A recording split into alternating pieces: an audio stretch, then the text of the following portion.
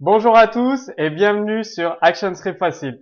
Dans ce nouveau cours, vous allez apprendre à créer un clip dans la bibliothèque d'Adobe Flash CS5 qui possède des effets de couleur de transparence et ensuite en utilisant un éditeur ActionScript, vous allez apprendre à modifier sa couleur.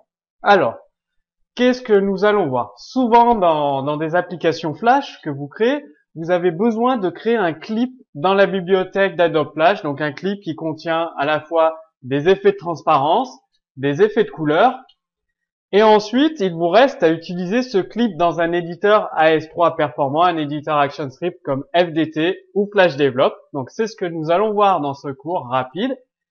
Puis ensuite, comment modifier, donner une couleur aléatoire ou une couleur hexadécimale à votre clip avec la classe Color Transform. Et également, vous verrez un exemple pour convertir un nombre décimal en hexadécimal. Passons tout de suite à la pratique. Donc là, nous sommes dans le logiciel Adobe Flash CS5. Vous commencez par créer un cercle de la couleur que vous souhaitez. Donc tout simple, un cercle tout simple. Toujours, je vous le dis toujours, mettez vos clips en coordonnées 0, 0. C'est beaucoup plus simple après pour régler leur position en pur ActionScript, avec le code ActionScript. On règle la position des clips avec le code ActionScript. Ensuite, vous avez votre icône.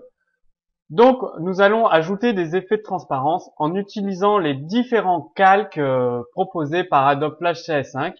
Donc, le premier effet que nous allons souhaiter créer, c'est un effet dark. C'est-à-dire, comment créer une couleur de ce style? Il suffit d'utiliser votre nuancier et les couleurs. Donc, ici, vous choisissez un code couleur, celui que vous souhaitez. Donc là, je modifie, voilà, en direct. Vous mettez un alpha à 5% et ensuite vous sélectionnez la deuxième couleur et vous pouvez mettre un alpha à 13%. C'est-à-dire que par transparence, on verra ce qu'il y a en dessous. C'est pour ça que le calque est tout en haut. Ça permettra de voir par transparence la couleur en dessous. Vous pouvez également ajouter une autre couleur en plein milieu. Comme ça, dans votre clip, il prendra une couleur différente. Là, 3 types de couleurs. Et tout ça, vous le faites. Donc, utilisez beaucoup le système pour verrouiller, déverrouiller les calques. Comme ça vous permet de modifier uniquement les éléments que vous souhaitez.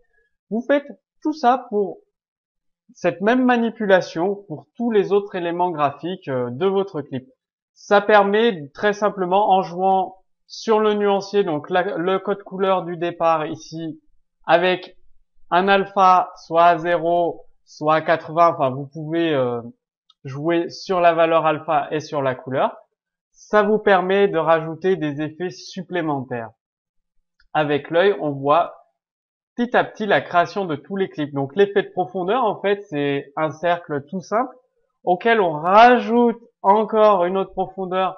Si on regarde la création du clip, toujours nous utilisons le nuancier en jouant sur deux couleurs différentes, ici de BBB jusqu'à FFF avec un alpha à 100%. Nous avons également par-dessus notre cercle. Et là, très important, en fait, je remets tout en ligne, Color, ici, le clip Color, il va nous servir, c'est celui que l'on va modifier par le code ActionScript. C'est-à-dire que si vous le reconnaissez, on rentre dedans, c'est notre cercle, le cercle que nous avons créé au départ, qui est ici. Donc on revient dans l'icône, le cercle il est là, donc en fait il suffit de le déplacer sur la scène tout simplement, et de le nommer Color. Pensez à nommer votre clip Color. Donc là, nous avons vu rapidement comment utiliser le nuancier avec les propriétés alpha pour ajouter des effets dans un clip. Maintenant, ce clip, nous souhaitons l'utiliser, donc l'icône, nous souhaitons l'utiliser directement dans le code ActionScript avec un éditeur performant. Donc pour cela, nous créons un movie clip avec les propriétés suivantes. Donc, vu qu'il n'y a pas d'animation, nous n'avons pas besoin de la timeline ni rien. La classe de base, c'est un sprite. On lui donne un nom de classe, bien sûr exporté pour ActionScript et coché. Et là, on lui donne un nom, ça permet dans la bibliothèque de le repérer très rapidement, notre clip. Ce qui est important pour ActionScript, c'est de lui donner un nom de classe, la classe de base, donc c'est flash.display pour un sprite, ou .movieClip si vous faites des clips avec des animations à l'intérieur, des interpolations de mouvements, etc. Nous verrons ça plus en détail dans les prochains cours. Une fois que ça c'est fait, vous cliquez sur OK et vous avez un nom de liaison icône que nous allons utiliser pour le récupérer en ActionScript. Vous remarquez qu'ici j'ai rajouté un petit effet ombré. Comment on utilise les effets ombrés? C'est dans Propriétés. Il suffit de faire Nouveau, donc flou, rayonnement, biseau, rayonnement dégradé. Vous avez le choix. Et après, vous pouvez jouer sur la valeur du flou. Donc on peut le mettre à 30, à 25, 26, l'intensité, la qualité, la couleur. Vous avez plusieurs options que vous pouvez utiliser pour donner des effets de profondeur dans vos graphismes. Après, nous allons créer donc dans ce cours-là un fichier SWC, tout en sachant que nous pouvons également créer des fichiers SWF, que c'est possible, il est possible de les télécharger à la volée pour les utiliser en ActionScript. Là, nous allons créer un fichier SWC.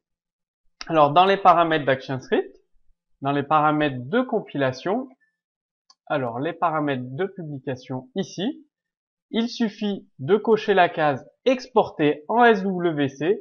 Tout le reste, vous laissez les valeurs par défaut, puis vous appuyez sur publier. Voilà, notre clip est publié. Et ensuite, nous passons dans FDT. Donc, ça, on n'en a pas besoin. Dans FDT, qu'est-ce qu'on récupère? Graphique.swc avec icône. Et dans la classe icône, on a notre clip. C'est-à-dire, si nous revenons ici,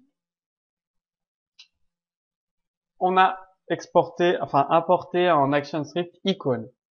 Notre clip qui est ici, qui est nommé clip. Et à l'intérieur de clip, quand on rentre dans le clip, nous on veut accéder à color, donc le clip color, qui est ici, qui s'appelle color. Si vous regardez bien, on a clip et à l'intérieur de ce clip, on a color. Donc dans la classe main, je me positionne ici directement. Quand on fait un onChange color, on lui envoie un display object. Donc, on a notre icône. On rentre dans le clip qui est ici, clip. Et ensuite, nous rentrons dans color. On cible color qui est ici. Voilà. Et donc ça va nous permettre de changer la couleur de notre movie clip finalement. Donc, vous pouvez bien évidemment créer des clips beaucoup plus poussés que ça reste un exemple. Vous pouvez créer des clips avec des animations, des interpolations de mouvements et par le code ActionScript derrière, modifier la couleur d'une façon aléatoire en direct. Alors, comment faire? Comme d'habitude, on a notre classe main. Pour récupérer l'icône, donc on a notre fichier SWC que nous avons exporté grâce à Adobe Flash CS5. Bien, on fait un new icon, tout simplement, new icon.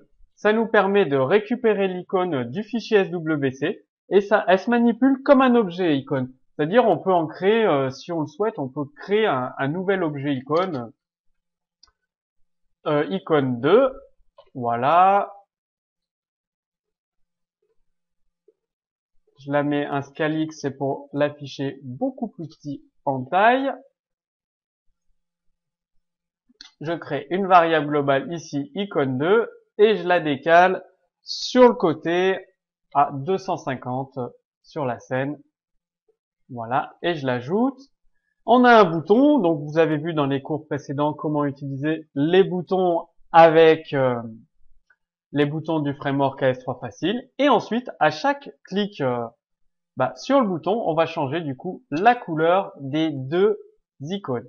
Donc l'avantage de procéder comme cela, c'est-à-dire dans votre fichier FLA, si nous revenons dans Adobe Flash CS5, vous avez une seule icône, donc une seule animation, l'animation que vous souhaitez, par exemple un personnage qui bouge, une voiture, et ensuite avec cette technique d'exporter vos graphismes dans un fichier SWC et de travailler avec un éditeur ActionScript derrière, c'est que vous pouvez créer plusieurs instances de votre animation et les positionner où vous le souhaitez sur la scène pour ensuite agir indépendamment les uns des autres. Donc ici, on crée une couleur aléatoire.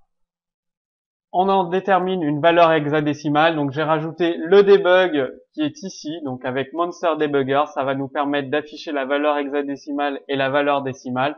Donc cette solution permet de convertir une valeur décimale, donc un chiffre, en valeur hexadécimale avec toString et uppercase pour afficher les caractères en majuscule. Voilà, donc on utilise la classe colorTransform. On lui affecte à la propriété color une valeur hexadécimale et ensuite on cible la propriété colorTransform de notre displayObject pour lui affecter cette nouvelle classe et donc la nouvelle couleur. Il nous reste plus qu'à lancer la compilation. Donc avec le debugger, vous voyez qu'il y a deux icônes, c'est les deux mêmes icônes mais avec des objets indépendants les uns des autres. C'est-à-dire que quand je vais appuyer sur nouvelle couleur, elles prendront toutes les deux une couleur totalement différente. Et ici, dans le debug, vous voyez la valeur hexadécimale avec sa valeur décimale.